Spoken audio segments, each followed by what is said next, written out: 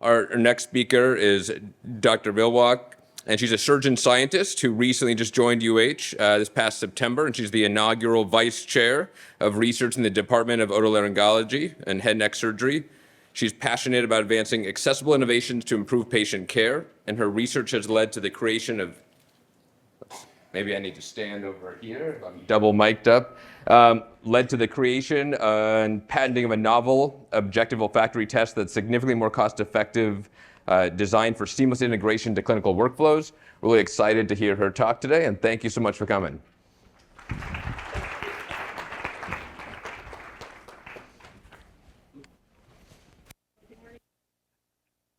For this opportunity. As Dan mentioned, I just started at UH this past September, and to some of the other presenters' comments about how important a supportive environment is, I'm already struck by, when I look around the room, how many of the folks that I have already met with and I'm working on active research collaborations with. So I think it's just a testament to the investment and also the enthusiasm that this institution has for research. And so I'm really excited to talk to you guys today about my favorite thing, which is the special senses, especially sense of smell or olfaction. And so the title kind of gives it away. There is a link, but how many of you are aware of the link between sense of smell and brain health, generally speaking? So a couple of hands. How many people here have ever had their sense of smell tested when they went to their primary care appointments? We got like one hand going up, right? So those are the kind of care gaps that inform the work that I want to do. And part of that is from my medical training. In medical school, my clinical rotations were done in Flint, Michigan, which is now famous for its water crisis. But that's really where I developed a heart for wanting to be able to meet patients where they are with accessible and non-invasive solutions to bridge those care gaps. Like, well, if we know that olfaction is important for sense of smell, or is important for brain health, why are we not intentionally studying that? So when we think about, okay, what do we know? Because not every hand in the room went up saying that they know about this link between brain health and sense of smell. I think a lot of us know the importance of our special senses and how that impacts how we interact with the world and each other. And literature is full of these sorts of quotes, right? Nothing is more memorable than a smell. It can be unexpected, momentary, and fleeting, but conjure up a childhood summer beside a lake in the mountains. Or around the holiday season, I always think about, like, everybody knows like what grandma's house smells like, and you walk into grandma's house and now you have all the memories, right, of all these years and years of interacting with grandma.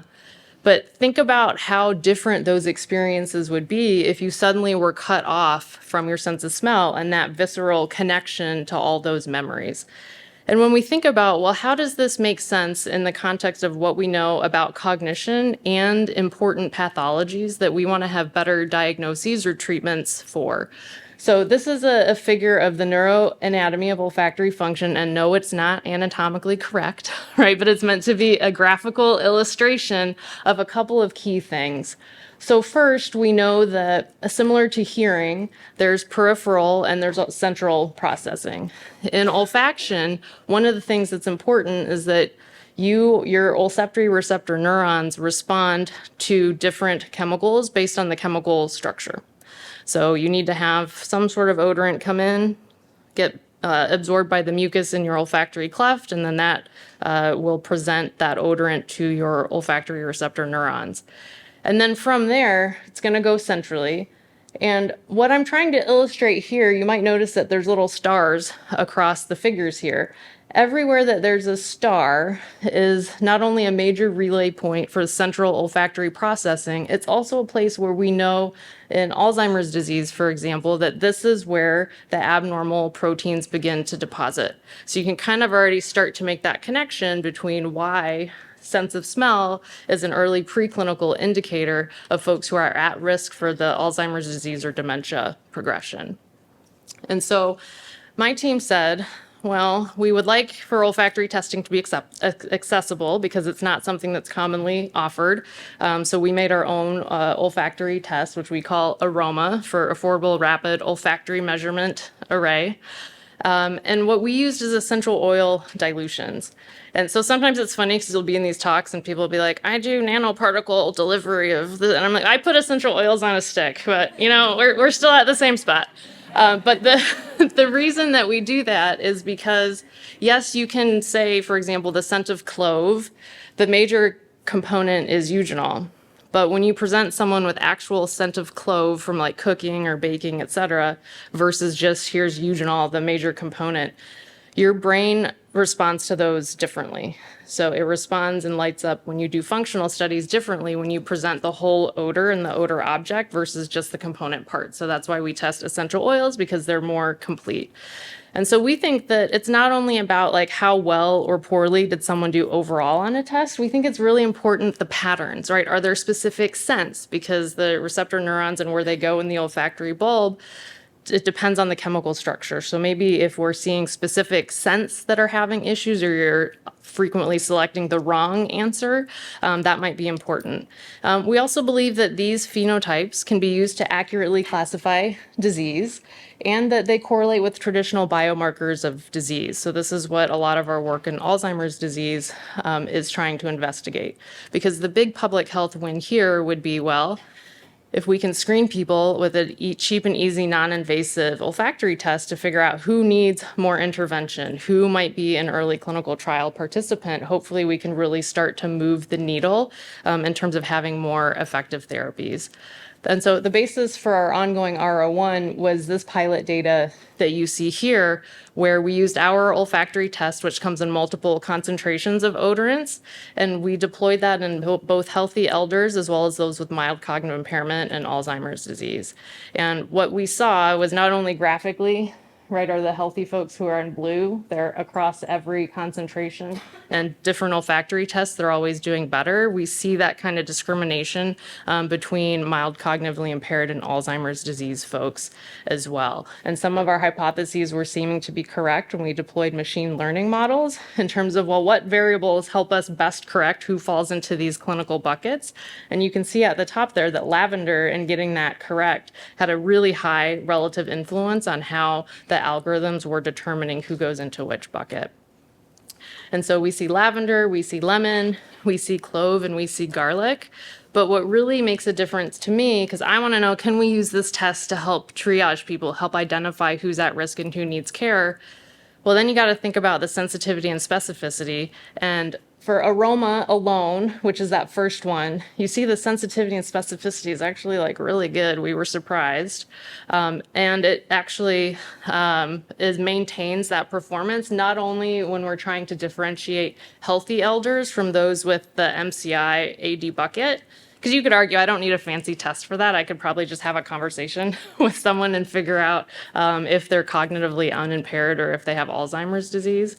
But the more difficult task of separating those with mild cognitive impairment from those with Alzheimer's disease, these same performance characteristics were preserved. And, you know, in the COVID pandemic, we said, well, we need to make sure that we're not just identifying olfactory dysfunction, which is linked, but can we really tease out, are there different patterns between different disease states? So here, these are some heat maps that are showing performance on different scents across different pathologies. So we have our post-COVID patients. We have people just with sinonasal disease. So those are folks that have nasal polyps or allergic rhinitis. And then we're also comparing those to Alzheimer's patients. And so what you can hopefully just graphically see from the different colors is how they're performing in terms of getting things correct or incorrect on our olfactory test. And then this is a different way to visualize that data, looking at hierarchical modeling. And we can see that different scents and performances cluster towards sinonasal disease versus COVID, which we would say is a fundamentally more challenging thing to investigate. And so that made us think too, well, maybe we need to really fundamentally rethink olfactory dysfunction. So instead of just thinking about it as like, yes, your sniffer's working great versus no, it's not. There's a lot more nuance, not only those phenotypes, but maybe we need to think about it in the same way that we do for hearing testing, right? So for hearing testing, we, as otolaryngologists, if there's any other in the room, oops, oh no. Uh-oh, how do I undo this? I don't want to mess it all up. But as otolaryngologists, we know that hearing loss falls into these categories, right, of conductive or sensorineural, based on where the issue is happening. And what we now think too is that maybe we need to be thinking about olfactory dysfunction in the same way that gives us better diagnostic yield and better understanding of what do we need to do next. And so what we've done is we've pooled our data for folks that have conductive pathologies, so sinusitis, allergies, nasal polyps, and now we want to compare those to those that more likely are on the sensory neural side, like traumatic brain injury, mild cognitive impairment, and Alzheimer's disease. And for right now, we are ignoring the fact that there can be overlap, just like there's mixed causes of hearing loss, there's mixed causes of olfactory dysfunction, but we're going to ignore that for the time being. Because we think that these phenotypes inform the etiology of what's actually going on. And so when we've pooled that data, these are some bee-swarm plot analyses. We see that for those that are performing high on lavender, that helps us to classify them as normal versus higher performance on lemon. And then some of these are composite performance as well, which is the overall average. And then when we think about, well, for conductive olfactory dysfunction, typically age is lower. The overall composite score, so for all the scents at our 2x concentration for conductive causes of olfactory dysfunction tends to be lower performance here, with other scents like eucalyptus and peppermint performance there also in helping us inform diagnosis. And we see a similar pattern, but different scents appearing that help us understand if these people have sensorineural olfactory dysfunction versus other causes. And so we're hoping to publish that paper soon. And that leads me to the other special senses. So you remember, hopefully, this picture here, which was our neuroanatomy of olfactory function. But we also know that there's a lot of similar relays for multisensory function in our other special senses, like gait and balance in terms of the vestibular system, and then the auditory system as well. And so to test that hypothesis, we wanted to know, well, is multisensory dysfunction associated with cognitive impairment? And so a lot of times people will present to our clinics with subjective hearing loss. And so in those individuals, we had them undergo sensory testing. So our olfactory test, an audiogram, a timed up and go test, and the MoCA, or Montreal Cognitive Assessment. We found that 31% of people who just came to us saying, hey, I've got some hearing loss, they screened positive for mild cognitive impairment. And as someone that's interested in sensory loss, what I thought was really interesting is that if you had sensory dysfunction of 2 domains, your odds ratio of having at least mild cognitive impairment at that time was 5.32. If you had multi-sensory involving all of them, it was 15.7. And that, to me, has huge public health implications, especially since we know that some of these sensory systems are amenable to rehabilitation and to be able to return sensory performance to baseline. At a population health level, if we can take people from an odds ratio of 15.7 to 5 with simple stuff that we can do at home, non-invasively, that's a huge potential win. And so just to wrap it up, where are we going from here? A lot of exciting opportunities. You know, there's so many conditions where sensory function is impacted.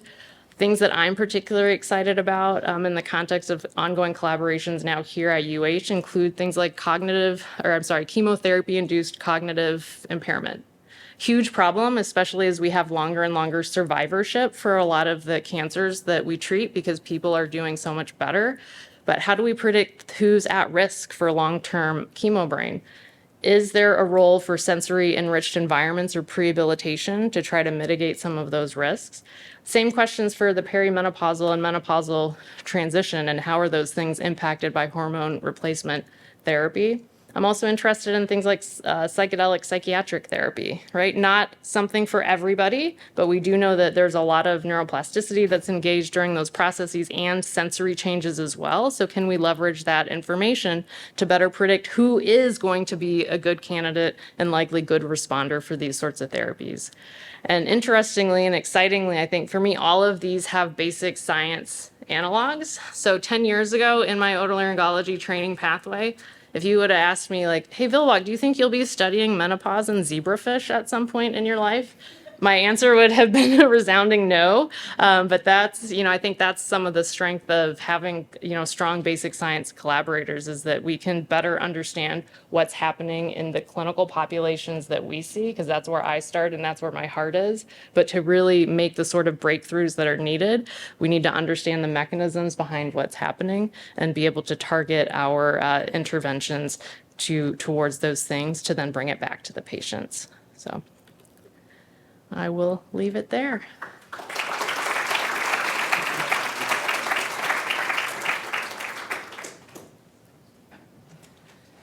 Questions? That was very nice. It seemed like retinal blood flow would be an easy incorporation into these overall assessments and perhaps fine tune some of the diagnoses.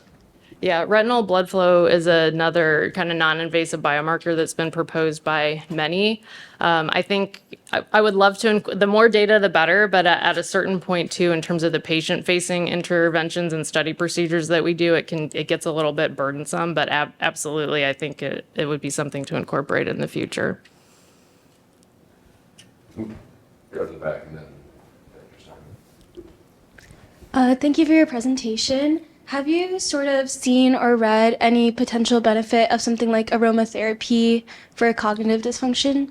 Yeah, so there's been a smattering of small papers, and so some of it, I guess, depends on what your definition of aromatherapy is. So olfactory training is a known paradigm to help improve sense of smell. That has been compared in some studies between that and other brain games like Sudokus, et cetera.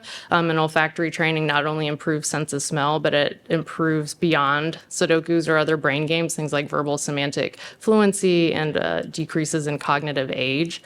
There's also interesting, there's a group in Japan that has done a lot regarding olfactory stimulation and how that might also stimulate the vestibular system and decrease fall risk. And so they've used sternal patches impregnated with scent and shown that that has decreased falls in community dwelling older folks. So I think the short answer is yes, I think that there is a role. And I think what we need as well is to take it back to the lab and figure out why, like what exactly is being stimulated or modulated as part of aromatherapy so that we can understand how to get the highest yield and the highest benefits in those interventions.